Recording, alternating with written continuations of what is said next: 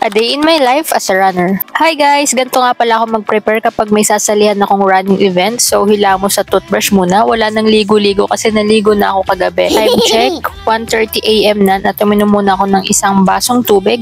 Syempre, magsa-sunscreen muna tayo para hindi masunog ang ating face at malakas ang lipstick at blush on. Kailangan yan kasi mamaya mawawala rin naman yan. Para maganda sa pictures, diba? So, polvo lang yung ginamit ko guys para hindi masyadong ma-oily yung mukha. Then, naglagay ako ng konting kilay para naman mabuhay yung mukha ko. And, nagpatong pa ako ng isa pang shade ng lip liner para mas maganda siyang tignan.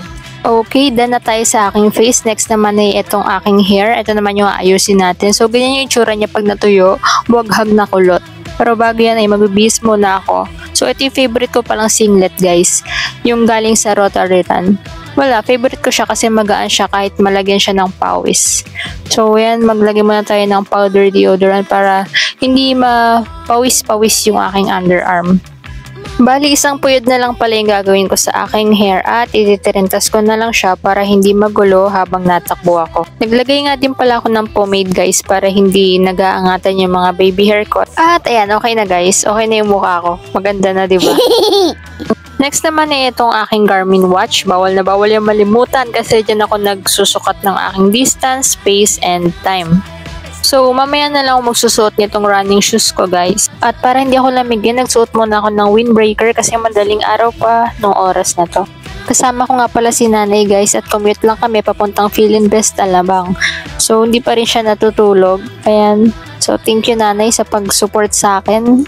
After namin bumaba sa Palengke Alabang, naglakad na lang kami papuntang Central Park to sa mismong venue para may warm-up na rin ako bago mag-gun start. Ito yung aking race kit sponsored by Fitbar Philippines. So palike ng page nila guys at join na rin kayo sa group page namin, ang Fitbarkada.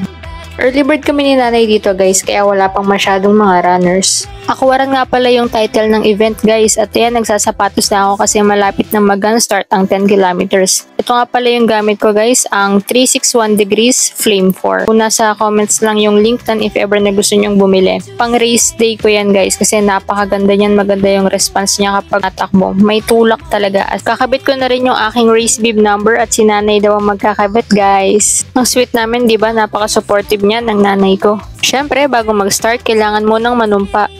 Ang pinakamahalaga sa lahat ay ang warm-up. Syempre, bago tayo tumakbo, kailangan magpainit muna tayo ng ating mga muscles para hindi mabigla pag tayo ay sasabak na sa mismong run. So, ganito pala yung ginagawa kong warm-up bago mag-start, guys. Ayan, ganyan. Sa pagkakaalam ko, leg swing to kung tawagin. So, left and right, tapos ayan, pag ganyan naman.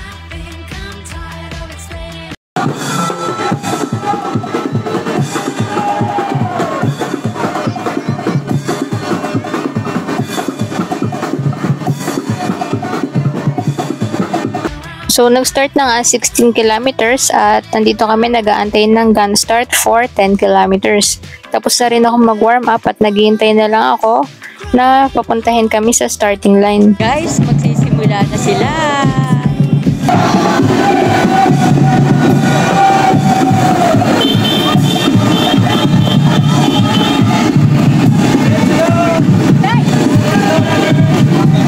Ayan na, nakatakbo na si Lourdes, nakalampas na. Bali 1,000 plus nga pala yung kasaling runners dito sa 10 kilometers ng category. So medyo mahaba na rin tong video ko kaya puputulin ko na muna. Follow for part 2 guys. Thank you for watching.